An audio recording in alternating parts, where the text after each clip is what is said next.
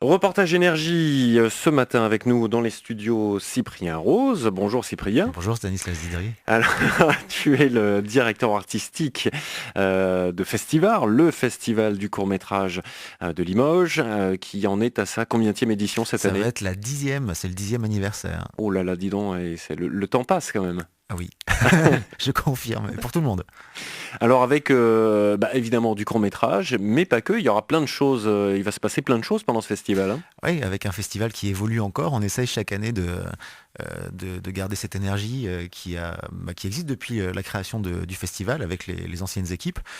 Si auparavant on était à la faculté, puis à Jean Gagnon, puis au Lido, on reste encore au Lido pour les projections ciné, mais on est aussi un petit peu étalé dans la ville, dans différents lieux comme la BFM, le Théâtre de l'Union, j'en oublie certainement. Et puis en termes d'animation et en termes de longévité, enfin de durée du festival sur l'événement, c'est-à-dire que là on passe de 5 jours à quasiment 10 jours. Bah oui, ça vous fait une petite différence au niveau de l'organisation aussi, ça. Une légère différence au niveau de l'organisation, surtout que on reste une petite équipe pour l'organiser et que voilà, c'est du boulot, mais bon, maintenant on est content, ça arrive, c'est tout prêt. Alors évidemment, il y aura des choses à regarder, mais il va y avoir également des choses à créer avec cette fameuse battle vidéo. Alors comment ça va se passer pour les participants? Bah, la battle vidéo, ça va être la troisième édition, puisqu'elle est née qu'en 2008.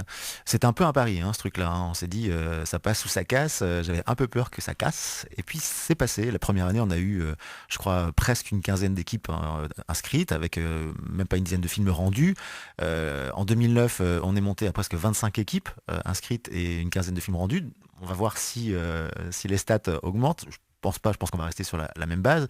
Mais le principe, c'est que les gens qui s'inscrivent à cette battle font un film d'après un thème qu'on donne à l'ouverture du festival.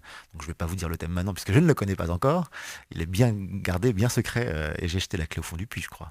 Et à partir du moment où le thème est annoncé, ces gens ont un peu plus de 48 heures. Ils ont voilà, on annonce le thème le mercredi soir et le samedi midi dernier carat au clocher de l'église haut de la place Saint-Michel. Il faut avoir rendu le film, sinon c'est mort. C'est un film qui ne doit pas faire plus de 5 minutes. Vous le tournez avec une caméra, avec un appareil photo, avec un téléphone, avec ce que vous voulez. Ça peut être de l'animation, de la fiction, de l'expérimental, à partir du moment où le thème est présent dans votre film.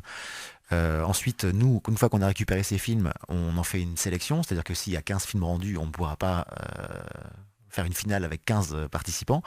Donc on sélectionne selon nous, hein, selon nos critères. C'est les gens qui sélectionnent ces films-là sont aussi les gens qui ont fait la sélection du festival pour les compétitions traditionnelles. Donc on en garde 4 qui seront les demi-finalistes. Et ces 4-là seront diffusés au Lido le samedi 16 octobre au soir, après la compétition générale, c'est-à-dire dans une salle pleine, la grande salle à Réessay, avec un vote du public soumis, mais à l'applaudimètre, messieurs, dames. J'imagine que vous avez encore passé toute une année à regarder des centaines de films. Cher Stan, on a reçu plus de 400 films, avec des soirées à ne plus finir, avec les yeux qui piquent. Heureusement, on se rassasie, hein, un peu de manger, un peu à boire. C'était très difficile de faire ces sélections sur ces 400 films. Ce qui nous fait une compétition à la fois documentaire et générale avec une quinzaine de films. Et en ce sens, on s'est dit c'est quand même super dommage d'avoir autant de films et puis des pas mauvais, hein, c'est un bon cru cette année, euh, en ne pouvant en passer qu'une quinzaine. Donc c'est pour ça que en fait, le jeudi 14 octobre, au soir au Lido, contrairement aux années précédentes, là on va faire une nuit, enfin une grande soirée court-métrage avec beaucoup de films qui vont être intitulés hors compétition. Pour le coup, c'est pas la peine de voter pour eux, mais vous pourrez les voir. Et puis, le rêve, en tout cas l'envie de chaque réalisateur qui fait un film, que ce soit du court-métrage ou autre, c'est que son film soit vu et montré. Donc ce soir-là, on aura 3 heures de projection de court-métrage qui vont s'enchaîner avec fiction, expérimentaux, animation, docu, des films qui viennent de partout, des films français, des films et pas que francophones, hein, pour autant. Nous, un des trucs du festival depuis 2-3 ans maintenant, c'est l'ouverture à l'international, dans la mesure où les films sont sous-titrés, ou en tout cas on puisse comprendre ce qui se passe. Donc on va voir en tout sur le festival pas loin de 80 films projetés. Les moments forts de ce festival. Il n'y a que des moments forts, vous direz, Mm. chaque programmateur d'une manifestation. Euh, Moi, je retiens effectivement la battle, hein, dont on a parlé à l'instant, qui chaque année fait vibrer à la fois les festivaliers et puis ce qui grouille autour aussi. On a effectivement ces compétitions traditionnelles et ça, maintenant les gens commencent à être un petit peu habitués et sont bien présents au rendez-vous parce que sachez que chaque personne, enfin en tout cas le public, participe aussi au vote de la battle, certes à l'applaudimètre, mais des films en compétition, en faisant ses petites croix. Tout le monde joue le jeu, hein. Mais il y a d'autres moments forts et je pense particulièrement à une exposition qu'on va tenir et qui sera dont le vernissage aura lieu le 6 octobre, en même temps où le même jour et à la même heure on annoncera le thème de la battle. Une expo qui s'appelle le plus petit cinéma du monde. Et le plus petit cinéma du monde, ça porte bien son nom, c'est-à-dire que dans la BFM, il y aura une 4 chevaux, une vieille voiture, et cette 4 chevaux sera transformée en cinéma pendant 2 semaines. C'est-à-dire que ce sera un cinéma à 2 places. Et vous regarderez des films qu'on a déjà tournés. Ce sont des films un peu interview, en boîte à questions autour du cinéma, entrecoupés de bandes annonces des films qu'on va passer ou de films libres de droit. Voilà, pendant 2 semaines, vous pouvez aller au cinéma dans une voiture. Enfin, c'est pour regarder des films, hein, mais on s'est bien compris, Stan. Hein, c'est pas un drive-in, c'est pas. Vous avez retenu combien de films pour chaque partie, pour la partie générale et puis pour la partie documentaire? Alors pour la partie documentaire, c'est toujours des films qui font pas plus de 30 minutes. Il n'y a pas de thématique, hein, on est très ouvert à toute création. En documentaire, on a retenu 4 films, dont un film qui a été fait par des gens d'ici. Je pense à Jean de Pelé avec Metaluna. Je ne sais pas si vous avez déjà entendu parler de Metaluna. C'est une association qui font de la production de films, certes, mais qui font aussi une revue.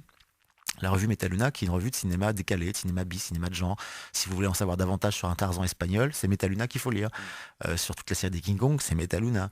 Ce sont des gens très, très fondus de ça. Et donc, ils ont réalisé un film qui s'appelle Marvel 14. Marvel 14, voilà, ce sont des fans, hein, de Strange, de Marvel, de toute la période des comic books américains. Et il y a une légende sur ce numéro de Marvel 14 qui ne serait jamais paru, jamais sorti, qui serait un peu un numéro fantôme. Donc, ils ont fait un documentaire, ils ont fait une enquête là-dessus. C'est très, très intéressant. Donc, ils ont fait en plus un bon film. Pour le coup, on l'a retenu. Mais il y a aussi un documentaire espagnol sur l'importance des canards dans le cinéma. Je vous conseille de le voir, celui-là. C'est un peu un joke, mais franchement, ça marche très très très bien. On a un documentaire sur François de Roubaix, le musicien tant respecté et samplé par les jeunes générations. Un film réalisé par une femme qui s'appelle de Roubaix aussi. Alors, je sais pas très bien encore si c'est sa fille ou... En tout cas, voilà. On a des bons films en docu. 4. Et puis en compétition générale, on en a une dizaine, 9, je pense, 9 ou 10, quelque chose comme ça. Pareil, hein, avec des films qui viennent d'un petit peu partout, des États-Unis, du Japon, d'Espagne, beaucoup. Un très très bon cru espagnol 2010 pour le court-métrage. Quelque chose à rajouter par rapport à ce festival? Oui, une animation, moi qui me tient à cœur, le vendredi soir, le 15 octobre au Lido, juste après la compétition documentaire. Ne partez pas, restez, parce qu'il va y avoir un super film, et je sais que Stan aime ce film, Koyanis Katsi, et c'est un ciné mix, ça veut dire que 2 personnes vont venir, c'est un groupe, c'est un duo, c'est Radio Mental, 2 DJ, qui ne font pas que ça dans la vie, mais qui font ça très très bien, qui ont l'habitude de ce genre d'exercice, qui ont travaillé sur des films de Buster Keaton, de Malville, de Murnau et j'en passe et d'autres. Là s'attaque à une œuvre assez importante. C'est un film qui a été produit par Coppola il y a une vingtaine d'années, tourné par Reggio, qui était un grand photographe et documentariste. Et c'est un film où il n'y a pas de dialogue, il n'y a pas d'acteur précisément. C'est un film engagé pour le coup, un peu, ouais, on pourrait dire, on analyser ça comme dire l'homme et le cancer de la planète. Hein. Si vous avez vu le film Home d'Artus Bertrand, Artus Bertrand a copieusement pompé Koyanis Katsi pour faire quelque chose d'autre. Moi, je vous conseille de venir voir ce film et d'écouter ce que vont faire Radio Mental sur ce film. C'est-à-dire qu'ils vont en direct, live, devant vous, avec leur petite machine, leur petite platine, non pas remixer la bande originale du film, mais créer une nouvelle bande originale du film avec des morceaux électro, etc.